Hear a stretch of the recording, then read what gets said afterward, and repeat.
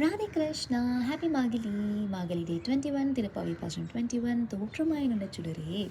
16வது பாசனத்திலிருந்து 20வது பாசனம் வரைக்கும் ஒவ்வொருத்தராக எழுப்பி அவரை நமஸ்கரித்த ஆண்டாளும் தோழிகளும் நந்தகோபர், யசோதாமா, பலராமா, நப்பின்னி. இப்போ கடைசியை கண்ணனை எழுப்ப வந்திருக்கா இவாள்லாம். கையில் இருக்கிற பாத்திரம் எப்படி ரொம்ப நிறைய அளவுக்கு வள்ளல் தன்மையுடைய பால் சுரியக்கூடிய பசுக்களுடைய நந்தகோபருடைய மகனே கண்ணா, நீ எழுந்திருக்க வேணும். வேதங்கள் எல்லாம் போற்றும் வலிமையானவனே, பெரியவனே, இந்த உலகத்துக்கே ஒளிச்சுடர் போன்றவனே, நீ எழுந்திருக்க வேணும்.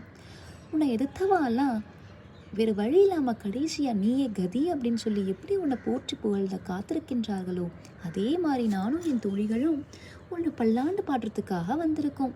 எங்களோட வேண்டுகோளை எடுத்துக்கோ கண்ணா, எங்களுக்கு வேண்டிய வரமெல்லாம் கொடு கண்ணா அப்படின்னு சொல்லி ஆண்டாள் சொல்கிறா.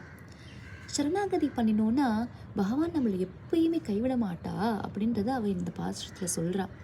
அதனால் இந்த திருப்பாவை முழுசாவே சரணாகதி பண்ணுறனால நம்மளுக்கு என்ன பலன், அதனால் நம்மளுக்கு பகவான் என்னெல்லாம் பண்ணுவான் அப்படின்றது தான் ஆண்டாள் பெருசாக பேசுகிற இந்த திருப்பாவையில். ஸோ சரணாகதி பண்ணுறது தான் ஒரே வழி அப்படின்னு சொல்கிறான். ஸோ பாசரம் பார்ப்போம். ஏற்றுக்கலங்கள் இது பொங்கி மீதழிப்பு மாற்றாதே பால் சுரியும் வல்லல் பெரும் பசுக்கள் ஆற்றம் படைத்தான் மகனே அறிவுராய் ஊற்றமடையாய் பெரியாய் உலகினில் தோற்றமாய் நின்ற சுடரே துயிலழாய் மாற்றாருடைய கழித்துழைந்து முன்பாசற்கன் ஆற்றாது வந்து உடடி பனிமா போலே போற்றியாம் வந்தோம் புகழ்தேலோர் எம்பாவாய். அர்த்தம்: திருவே செல்வமே ஸ்ரீ கண்ணனே, வான் பொய்யினும் தான் பொய்க்காத பசுக்களிடமிருந்து கறந்த பாழை ஏற்றுக்கொண்ட பாத்திரங்கள் எல்லாம் நிறைந்து பொங்கி ததும்பி நுரையுடன் மேலே வழியும்படியாக இடைவிடாமல் அமுதமென்ன தீம்பாலை சொரியும் வல்லன்மை குணம் பெற்ற பசுக்களை தன் நகர்த்தை மிகுதியாக உடைய ஆற்றல் பெற்ற நந்தகோபர திருவளர் செல்வமே, தேனே, திரவியமே, திருக்குமாரனே, என் கண்ணன்ன கண்ணே, கண்ணின் கருமணியே, கண்வழித்து எழுந்தருள்க.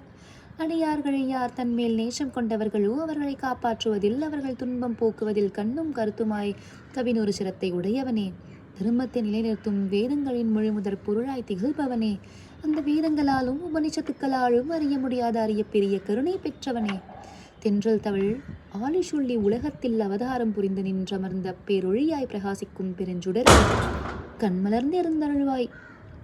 பகைவர்கள் எல்லாரும் தங்களுடைய வலிமை ஒழிந்து உன் வாசலிலே வந்து நின்று வணங்குகின்றனர். நாங்களும் அவ்வாறே உன்னை போற்றி புகழ்ந்து பல்லாடை செய்த வண்ணம் வந்துள்ளோம். எனவே எம் கண்ணில் நிறைந்த கண்ணா, கண் விழித்திருந்தருள்க என்று ஸ்ரீ கோதை கருணையை உருவான ஸ்ரீ கண்ணனை எழுப்புகின்றாள். தாமரை கண்ணானின் திருவடி போற்றி போற்றி. ராதே கிருஷ்ணா. ஆண்டாள் திருவடிகளே சரணம்.